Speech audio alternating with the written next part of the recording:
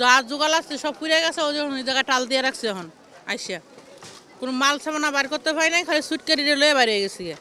ওই সেই বাসা থেকে আগুন লাগছে, গ্যাসের থেকে না কারেন্টের থেকে লাগছে।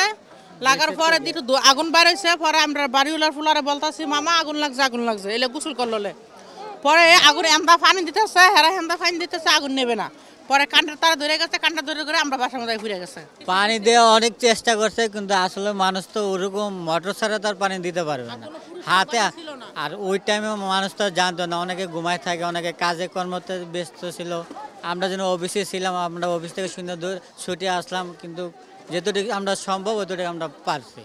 এরপরে মনে করেন ফায়ার সার্ভিস ফোন দেওয়ার পর ওনারা আসার পর এটা নিভাইছে, কারণ এত বড় আগুন এটা তো হাত দিয়ে নিভানো সম্ভব না। প্রায় 23টা ঘরে 7-8টা করে ফ্যামিলি ছিল, প্রতিটা ঘরে তারা ক্ষতিগ্রস্ত হয়েছে।